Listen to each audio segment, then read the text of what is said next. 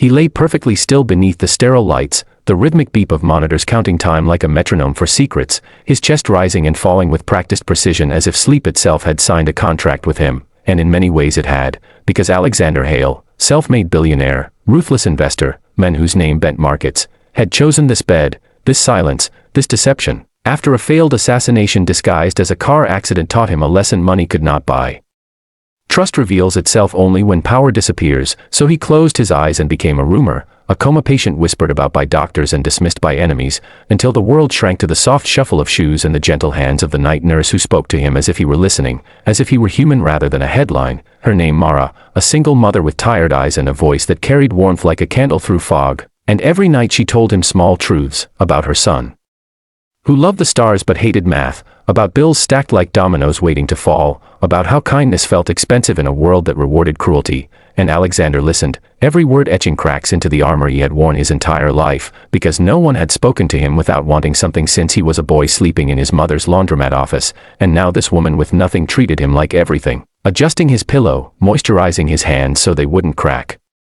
reading aloud when the ward grew quiet, sometimes apologizing to him for talking too much, sometimes laughing softly at her own jokes, never knowing that behind those closed eyes a mind sharper than scalpels was learning the true cost of being unseen. And then one night, after a storm rattled the windows and the hospital hummed with backup generators, Mara's voice broke, and she confessed to him the secret she never told anyone, that she once loved a man who promised forever and vanished the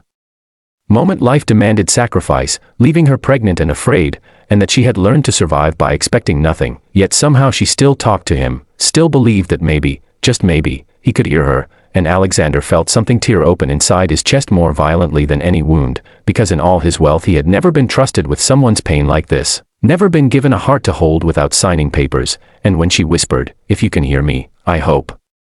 you wake up kind," it became the most expensive wish anyone had ever made on him, more binding than contracts, more powerful than blood, and the next morning when doctors gathered and Mara stood frozen as Alexander's fingers twitched, the room inhaled together as his eyes opened, not to shock or applause but to her, to the woman who had spoken life into silence, and when he spoke, hoarse and slow, calling her name like it had always belonged to him, the truth spilled soon after, because secrets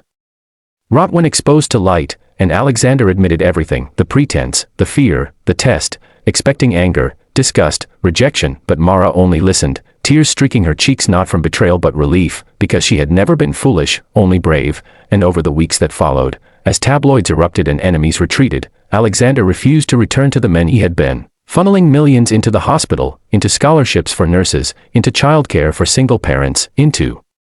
quiet acts that would never trend, and when he asked Mara to dinner, not as a benefactor, not as a patient, but as a man, she agreed only after he promised never to pretend with her again, and in time love grew not from wealth but from witness, from the memory of a man who learned humanity while pretending to be asleep, and if this story moved you, if it reminded you that kindness spoken into silence still echoes, then subscribe to the channel right now, because these are the stories that change